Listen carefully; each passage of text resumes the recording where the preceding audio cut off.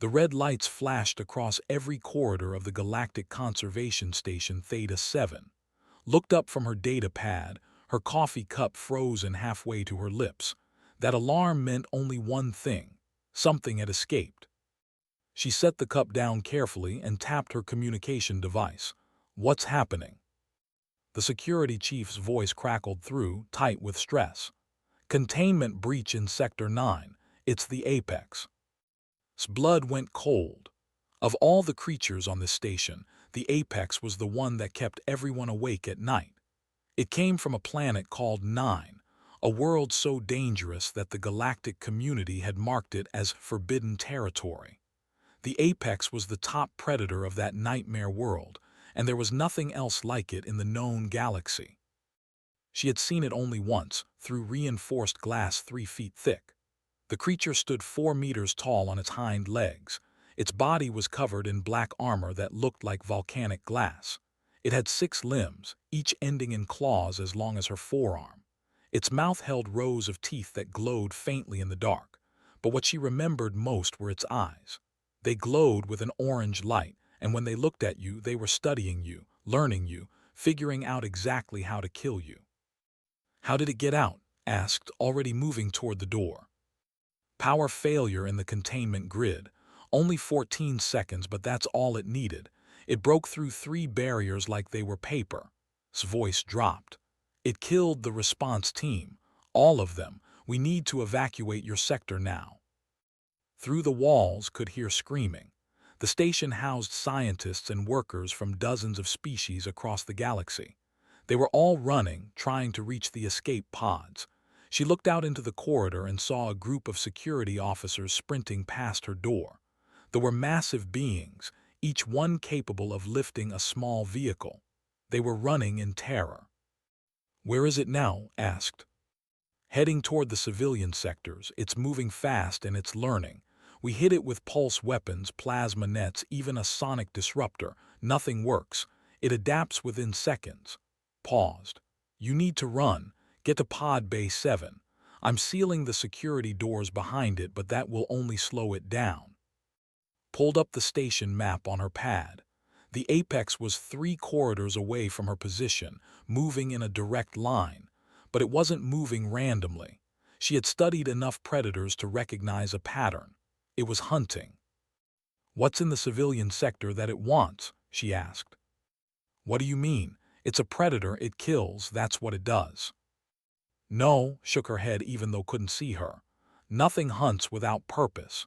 It's moving too deliberately. It's not just killing everything it sees. It's going somewhere specific."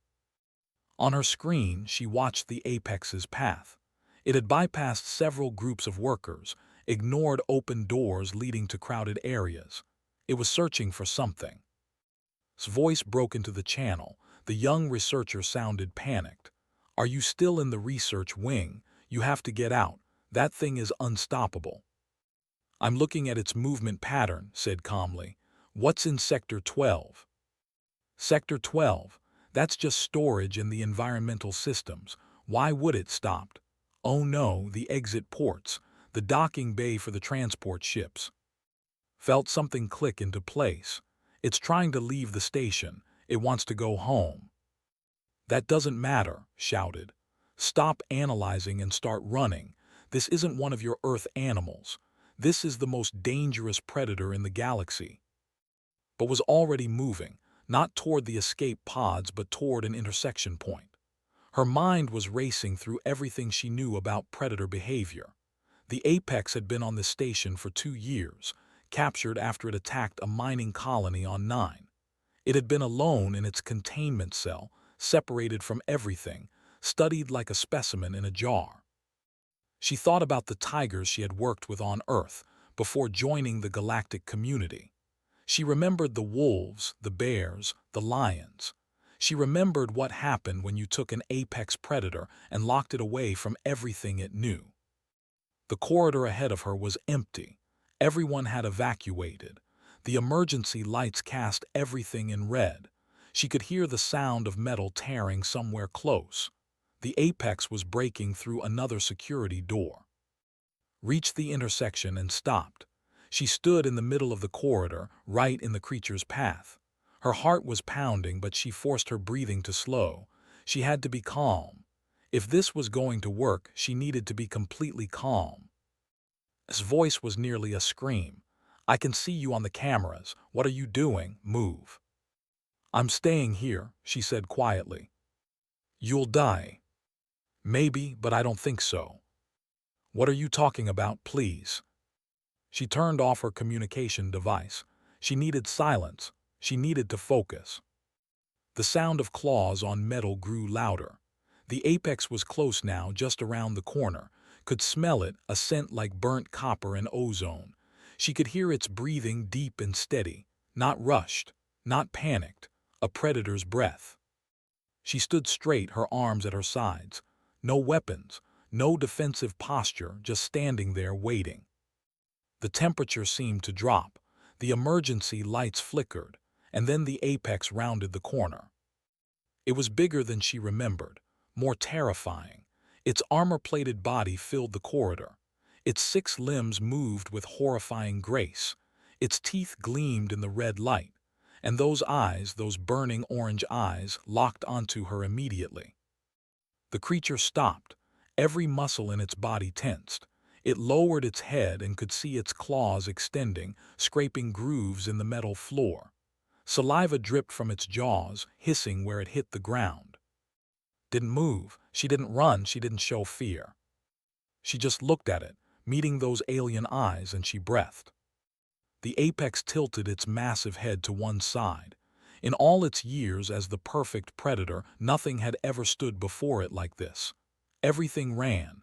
Everything showed fear. That was the natural order. But this small, soft creature just stood there, calm, present, unafraid. Took a single step forward. The apex's body coiled, ready to strike.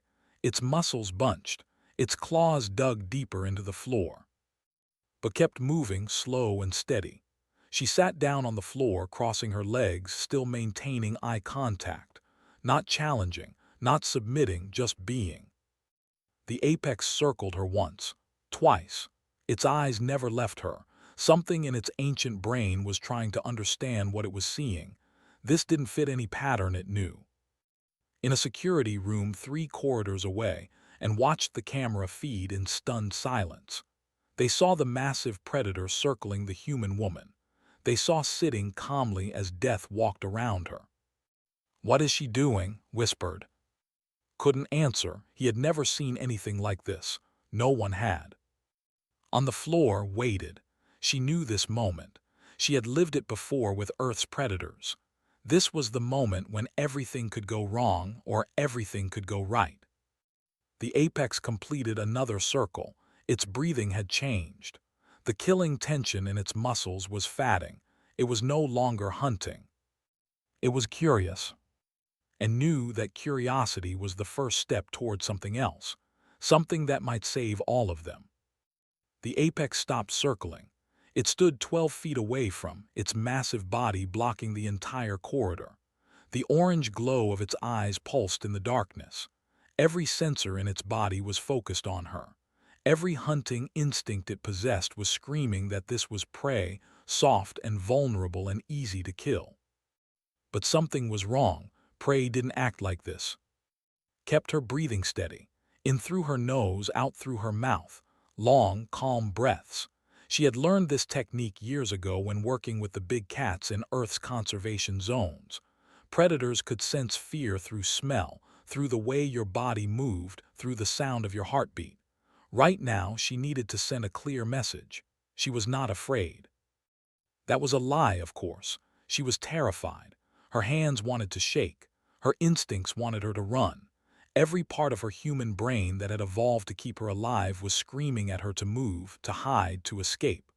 But she had learned something important during her years working with Earth's apex predators. Sometimes, the thing that kept you alive wasn't listening to your fear. It was controlling it. The apex took a step closer.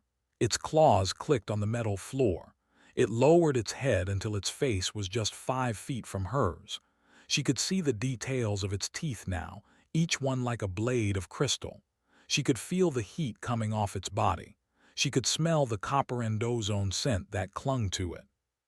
In the security room, had her hands over her mouth. Tears were streaming down her face. "It's going to kill her," she whispered. "Do something." His hands hovered over the control panel. He could seal the corridor, trap them both inside. He could trigger the emergency venting system, try to blow the Apex into space. But all of those options would kill too. And something stopped him. Something about the way she was sitting there, calm and still, made him wait. "She knows something we don't," he said quietly.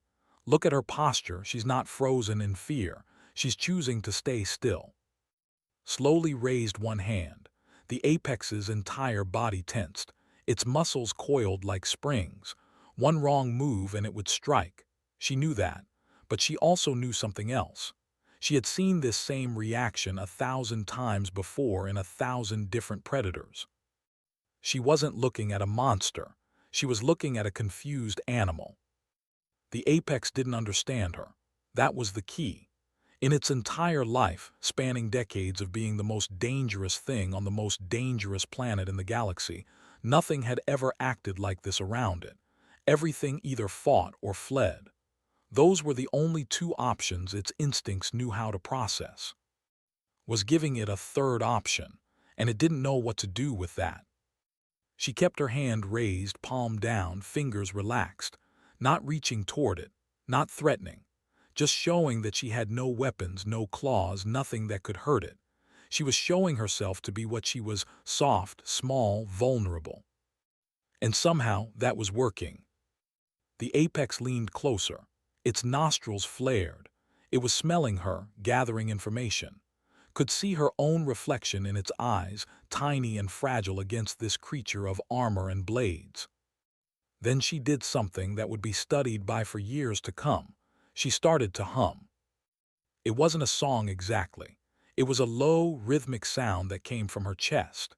She had used this technique with wolves before, a sound that mimicked the contented rumbling of pack animals at rest. The Apex didn't have the same biology as Earth wolves, but sound was universal. Rhythm was universal. And the message was clear: I mean you no harm. The creature's head tilted.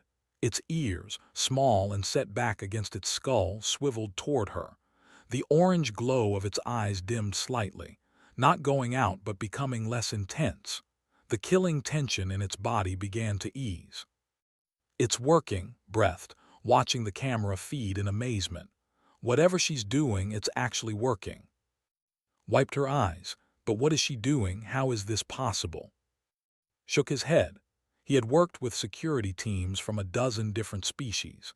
He had seen soldiers face down armed raiders without flinching.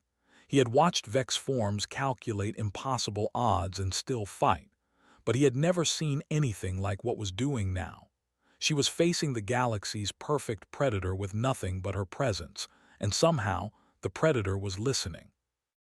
The Apex sat down. The movement was sudden and heavy, its armored body settling onto the floor with a thud that shook the corridor. But there was nothing aggressive about it. It sat the way a large dog might sit, its front limbs straight, its back legs folded beneath it. It was still watching, but the hunting focus was gone from its eyes. Slowly lowered her hand. She kept humming, the sound steady and calm. The Apex's head swayed slightly, following the rhythm. Its eyes were still fixed on her, but there was something different in them now. Not hunger, not aggression, something else. Something that looked almost like confusion mixed with curiosity. She thought back to her training on Earth, before she ever dreamed of going to space. She had studied animal psychology, learning how predators thought, how they communicated. One of her mentors, an old woman who had spent 50 years working with tigers, had told her something important. "The deadliest thing isn't the animal that wants to kill you," the old woman had said. "It's the animal that doesn't understand you. When a predator can't categorize you as prey or threat, when you break its pattern recognition, that's when strange things can happen. Sometimes it attacks because it's confused. But sometimes, if you're very lucky and very careful, it stops and thinks. And if you can make it think, you can make it see you differently." The apex was thinking now, could see it in the way its eyes moved, studying her face, her hands, her posture. It was trying to solve a puzzle.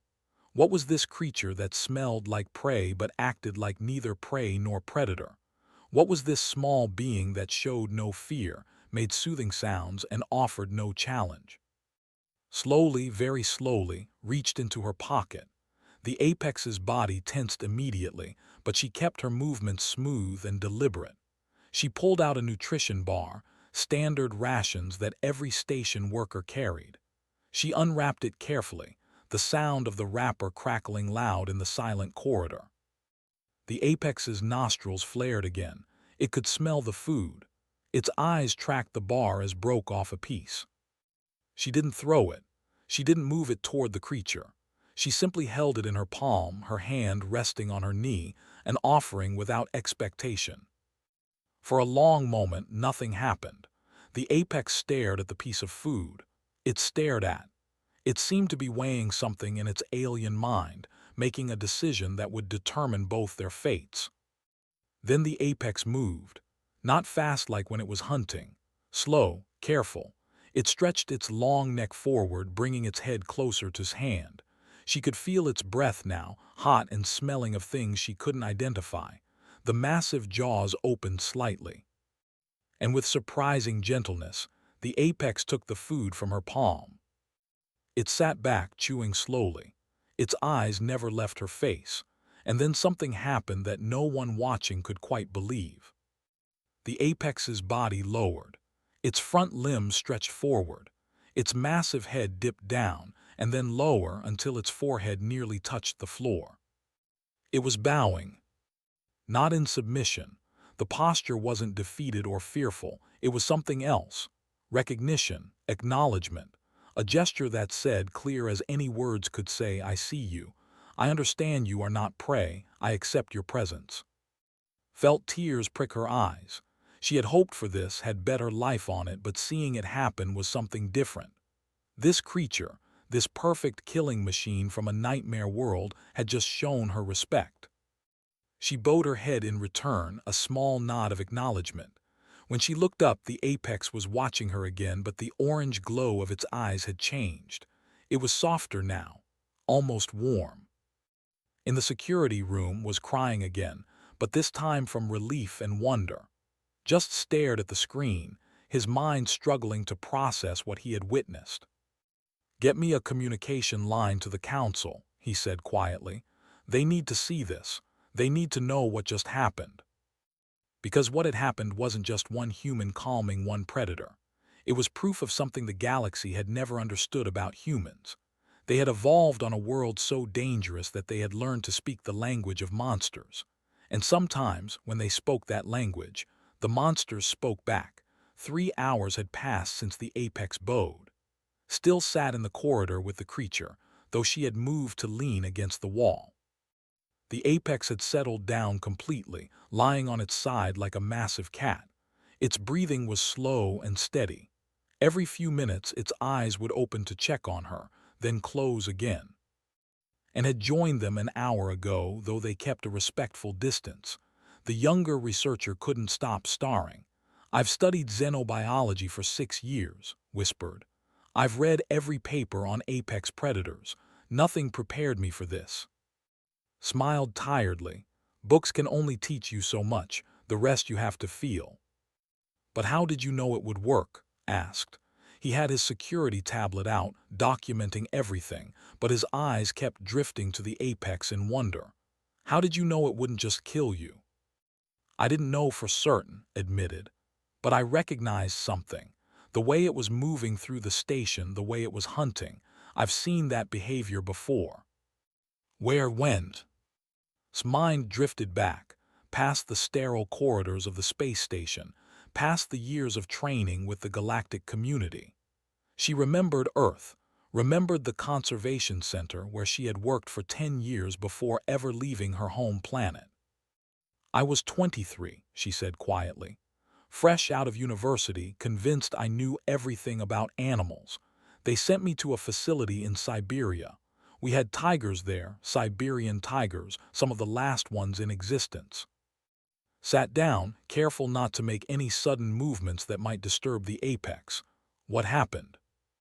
There was a male tiger named Beautiful Animal, massive, powerful, but there was something wrong with him. He would pace his enclosure for hours, not eating, not sleeping. He had attacked 3 handlers. Everyone said he was too dangerous, that we should move him to isolation or put him down. The apex's ear twitched at the sound of her voice, but it didn't open its eyes. I watched him for days, continued. I watched the way he moved, the way he reacted to people, and I realized something. He wasn't aggressive, he was desperate. Desperate for what? Asked. For his family. He had been captured with 2 other tigers, a female and her cub. They were separated during transport, ended up at our facility. The others went somewhere else. He wasn't violent because he was mean. He was violent because he was alone. Tigers are solitary hunters, yes, but they're also social animals. They need contact, recognition, belonging. Reached out slowly and placed her hand on the floor near the apex. The creature's eyes opened. It looked at her hand, then at her face. After a moment, it shifted its massive body slightly closer, until its armored side was just inches from her fingers. "What did you do?" asked, fascinated. I spent 3 days sitting outside his enclosure, just sitting, not trying to train him or study him or fix him, just being present. On the 4th day, he came to the fence. He looked at me the same way the apex looked at me today, like he was trying to understand what I was. And then he sat down. We sat together for an hour, separated by the fence. No words, no tricks, just 2 beings acknowledging each other. After that, he started eating again, started sleeping. The aggression faded. We eventually got him reunited with his family. Last I heard before I left Earth, he had cubs of his own. The apex made a sound, low and rumbling. Not a growl, something else. Recognized it as the same kind of contented noise that big cats made when they were comfortable. "The point is," she said, "predators aren't just killing machines. They're complex, social, intelligent beings. Earth taught us that because we evolved alongside them. We had to learn to understand them because we shared the world with them." Shook his head slowly. Most species in the galaxy don't have that experience. They evolved as prey animals that got smart enough to stop being prey. Or they evolved on worlds where they were the only intelligent species, where nothing challenged them. Humans evolved in the middle. Exactly, said. Earth made dozens of apex predators. Tigers, lions, wolves, bears, crocodiles, sharks. We weren't the biggest or strongest or fastest. We survived by being smart, yes, but also by learning to coexist. We learned to read predator behavior because we had to. We learned to form bonds with animals because it helped us survive. We domesticated wolves into dogs. We partnered with horses and cattle. We even learned to swim with dolphins and study sharks up close. Pulled out her own tablet and started taking notes. The galactic community has no framework for this kind of relationship. When they found 9, they saw it as a death world, completely hostile. When they captured the apex, they treated it as a dangerous specimen to be contained. They didn't understand what they were looking at, agreed. They saw the most perfect predator in the galaxy. I saw something else. I saw a creature that had been ripped away from everything it knew, locked in a cage for 2 years, completely alone. Solitary confinement, said. We banned that practice on Earth centuries ago. It drives humans insane. Why would we think it's okay for other intelligent creatures? The apex's eyes opened again.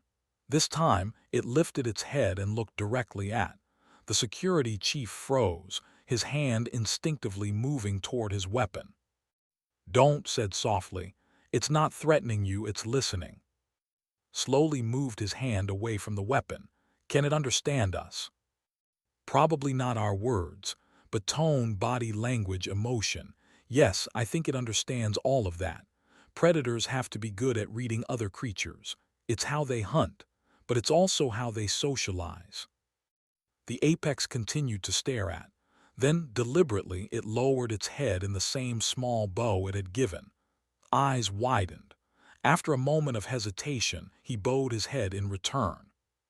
The creature settled back down, satisfied. It just accepted you into its pack, said with a slight smile. Congratulations. Laughed, a sound of wonder and relief. This is incredible. Do you know what this means? If we can communicate with the apex, if we can understand its behavior, we could completely change how we approach conservation of dangerous species. It's more than that, said. Think about how many worlds the galactic community has marked as death worlds. 9, Hades Prime, the Scorching Wastes, dozens of others. They've been written off as too dangerous to study, too hostile to understand. But what if they're not? What if they're just filled with creatures like the apex, creatures that are dangerous, yes, but also complex and intelligent and social? You're talking about Earth-style conservation on a galactic level, said. That's a massive undertaking. But it's possible, insisted. Humans can do this. We have the experience. We have the instincts. We evolved to understand predators because we had to live with them. Other species in the galaxy don't have that advantage. The apex made another rumbling sound. Its body was completely relaxed now, no tension at all. It looked almost peaceful. Moved a little closer, her scientific curiosity overcoming her fear. Can I try something? Nodded slowly, let it see you moving. Extended her hand, palm down, the same way it had done hours ago. The apex's eyes tracked the movement. For a moment it just watched. Then it stretched out one of its massive limbs, moving with surprising gentleness, and touched its claws to its fingertips. The young researcher gasped, but she held still. The apex maintained the contact for a few seconds, then looked at her hand in amazement. It could have killed me with one swipe, but it was so careful. Because it's not a monster, said. It's an intelligent being that's been treated like a monster. There's a difference. Stood up carefully. I need to report this to the council. They're going to want a full briefing, but they're also going to want to know what we do next. We can't keep the apex in this corridor forever. And after what happened, after it killed security personnel, there will be people who want it destroyed. His expression hardened.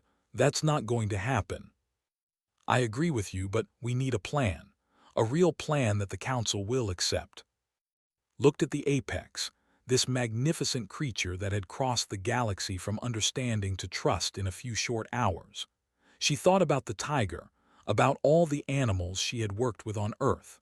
She thought about the wolves that had become dogs, the wild horses that had become partners, the eagles that had learned to hunt alongside humans. I know what we need to do, she said. We need to take it home, back to 9. That's a death world, protested. The council banned all travel there. Then the council was wrong, said firmly. You can't save a species by locking the last survivor in a cage. The apex tried to escape for a reason. It wants to go home, and I think we should help it. The apex's eyes opened. It looked at with those glowing orange eyes, and for just a moment she could have sworn it understood every word she had said. The council chamber was filled with representatives from across the galaxy. Stood at the center of the circular room, feeling dozens of alien eyes watching her. Above her, holographic displays showed footage from the station, the apex's escape, the moment it bowed to her, the peaceful hours they had spent together since. Council member, a tall being covered in blue scales, spoke first. Doctor, you are asking us to authorize travel to 9, one of the most dangerous worlds ever discovered. You want to return the creature that killed 17 station personnel. Please explain why we should even consider this. Had prepared for this. She had spent the last 3 days writing reports, gathering data, building her case. But standing here now, she realized that data wasn't going to convince them. She needed to tell them the truth in a way they could understand. Council member, may I ask you a question? Where did your species evolve? The scaled being looked surprised. On Aquilia Prime, a water world with mild temperatures and abundant resources. And were there predators on your world? Small ones, fish-eaters mostly. Nothing that threatened intelligent life. Looked around the chamber. What about you, Council Member Vex? Where did your species come from? The crystalline being shimmered. From a world of caves and minerals. We evolved in darkness, feeding on mineral deposits. There were no predators in our environment. Exactly, said. And that's true for most species in this chamber, isn't it? You evolved on worlds where you were safe, where you didn't have to worry about being eaten, where you became intelligent without facing constant danger. What is your point, Doctor? Asked. My point is that Earth was different. My world created predators everywhere. In the water, we had sharks that could swallow a human whole. On land, we had tigers that could crush skulls with their jaws. We had bears that could tear down trees. We had wolves that hunted in packs. We had snakes with venom that could kill in minutes. We even had tiny spiders whose bite could rot flesh. Some of the council members shifted uncomfortably. Standing beside, pulled up images on the holographic display. Pictures of Earth's predators flashed across the screens, tigers mid-leap, sharks with open jaws, wolves running as a pack. Your world sounds like a nightmare, another council member said. It was, agreed. But it was also home, and we didn't just survive there, we thrived. Do you know how? Silence filled the chamber. We learned to understand predators, not just fear them but understand them. We studied their behavior. We learned their language. We figured out that predators weren't mindless killers. They were complex beings with needs and emotions and social structures. And once we understood that, everything changed. She gestured to the display.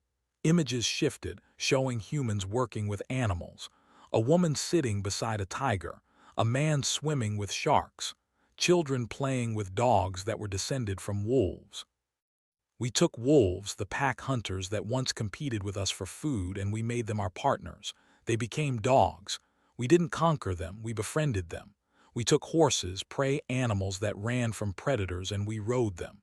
We studied lions and tigers not to destroy them but to protect them. We swam with dolphins.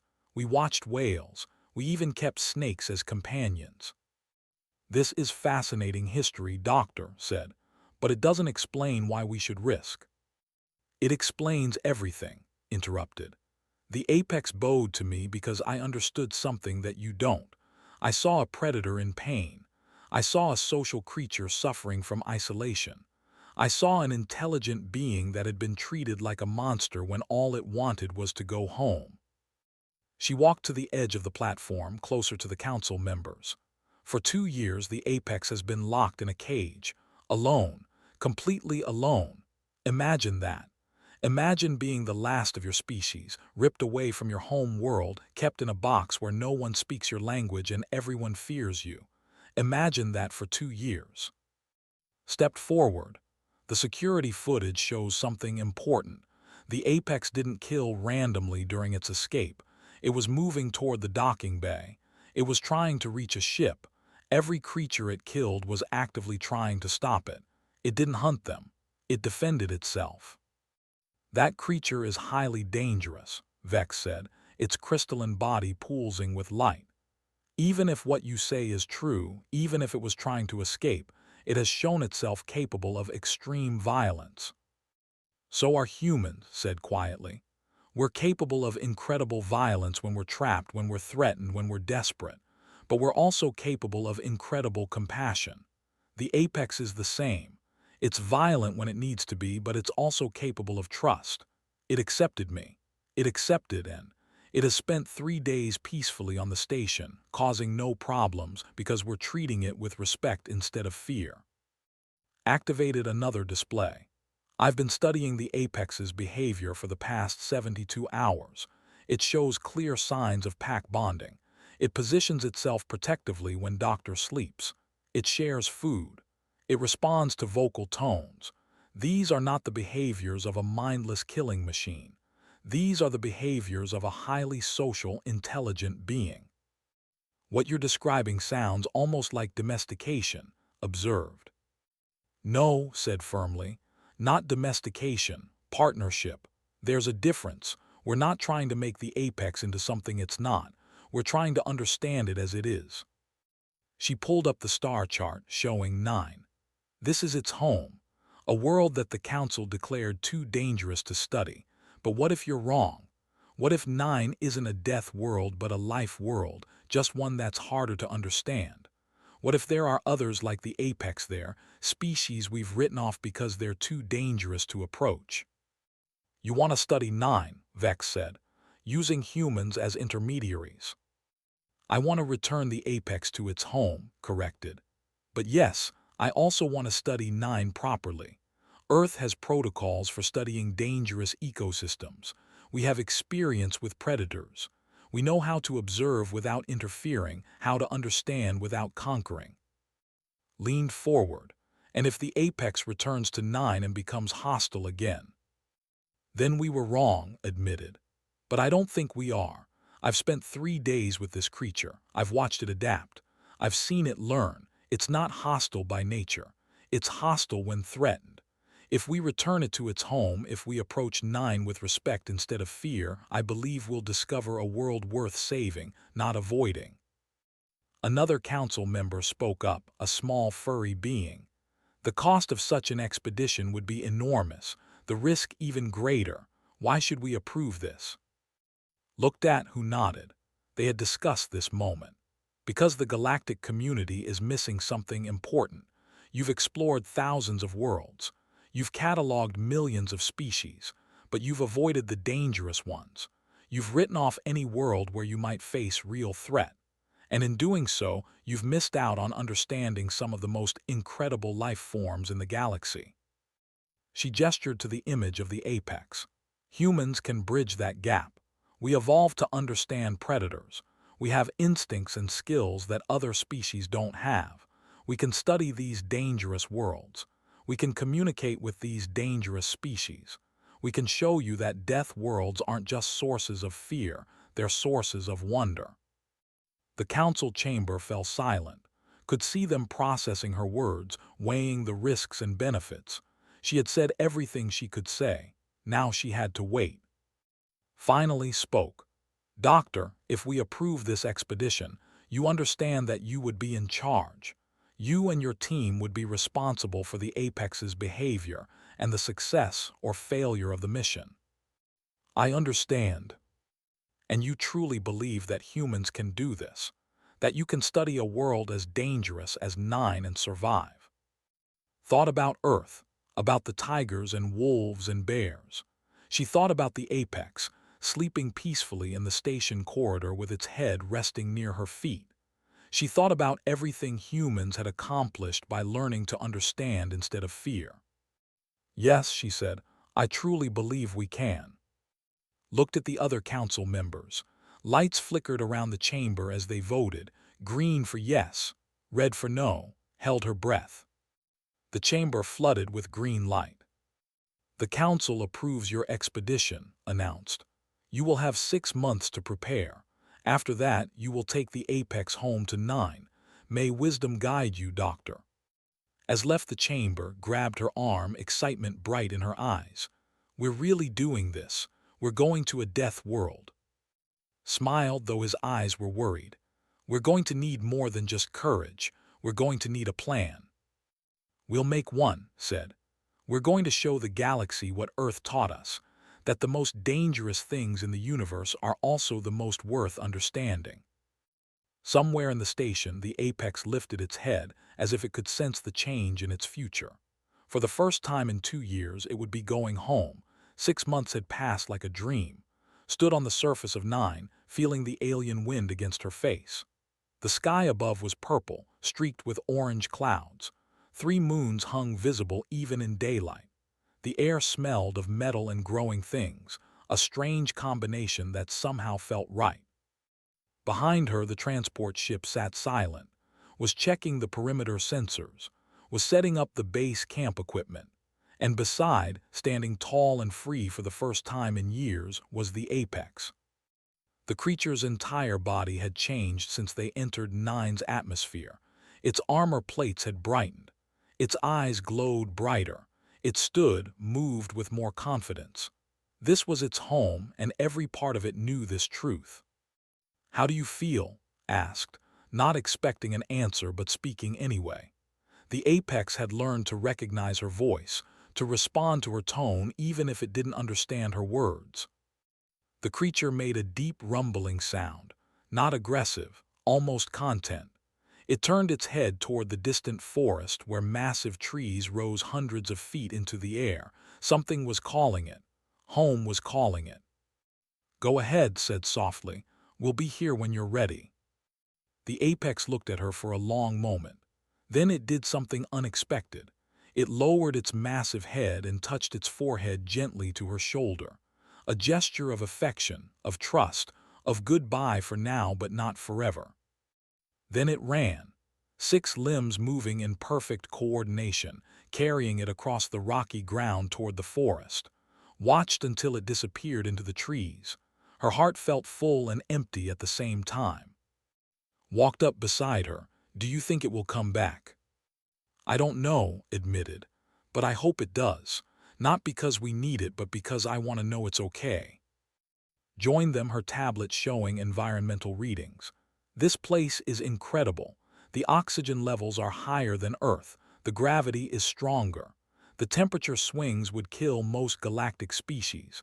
But the life here," she gestured to the forest, to the strange plants growing from the rocks, to the small creatures they could see moving in the distance. "It's thriving." Over the next 3 days, they set up their research station.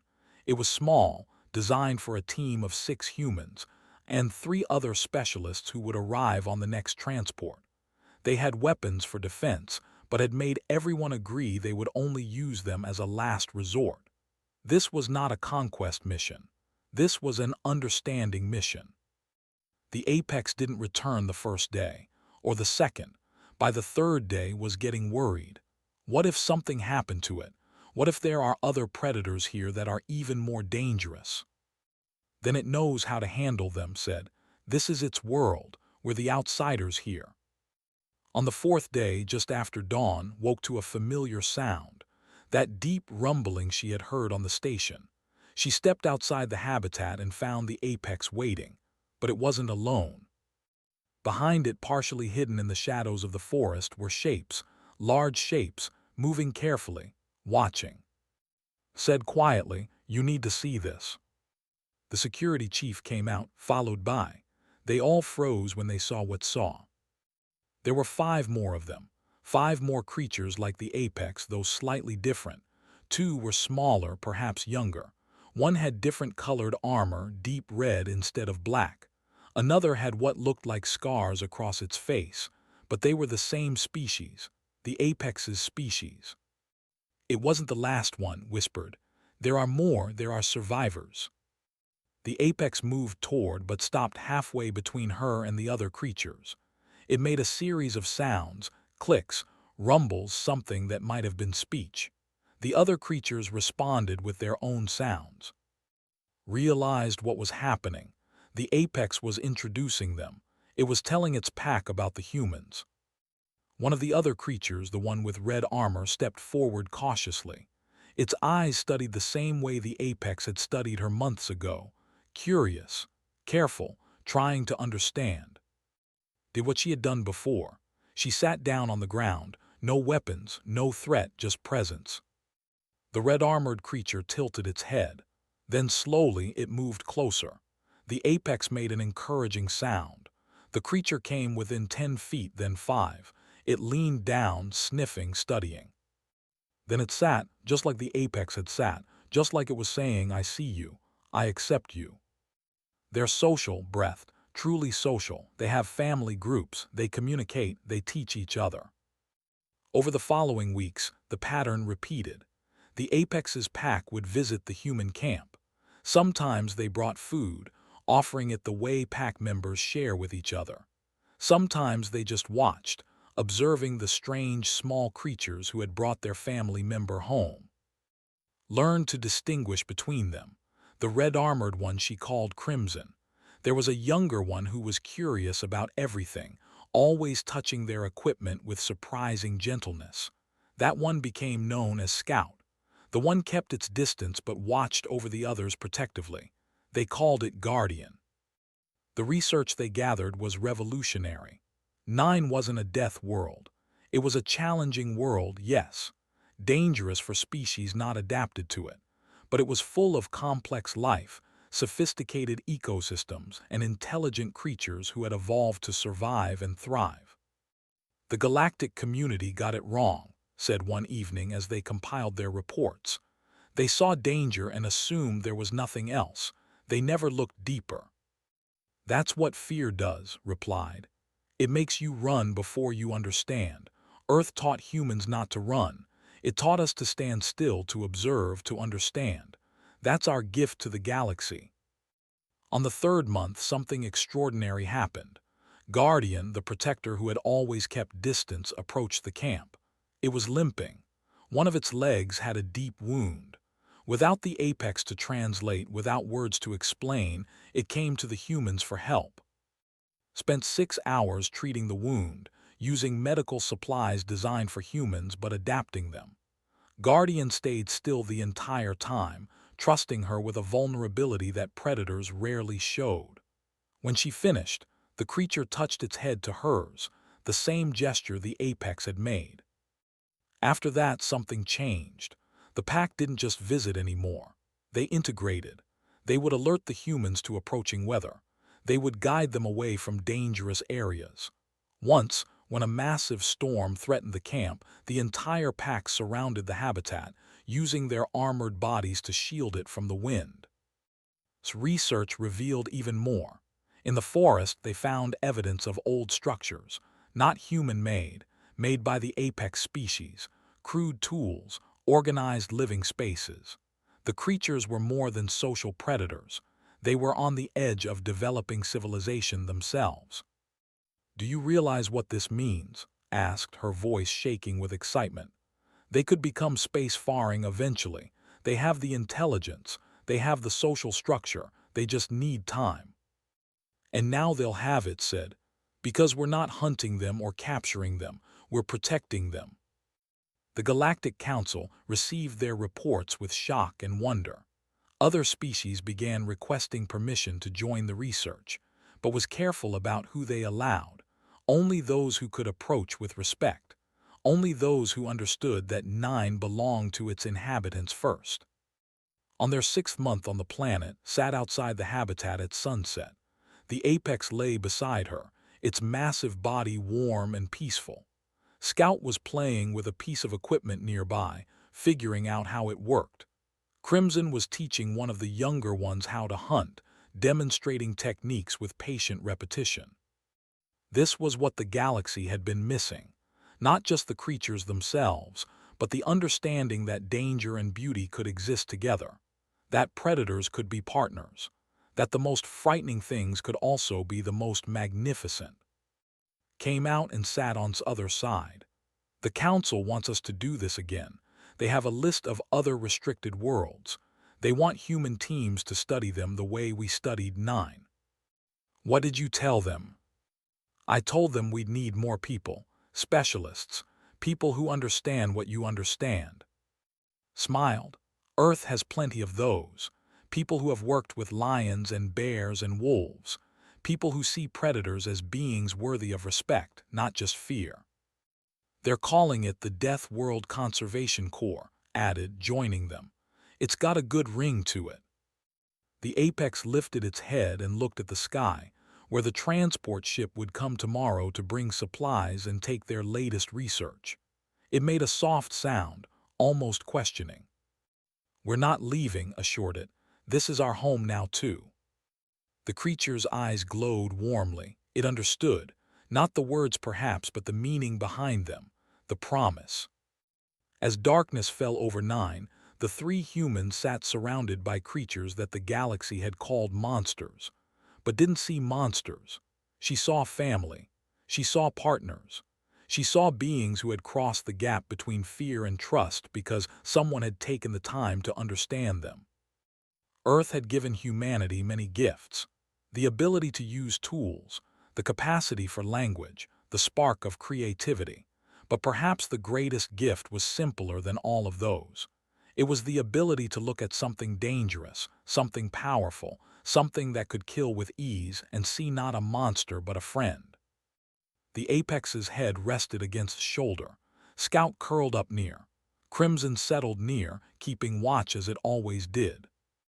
Under alien stars, on a world that had once been called nothing but dangerous, humans and predators sat together in peace.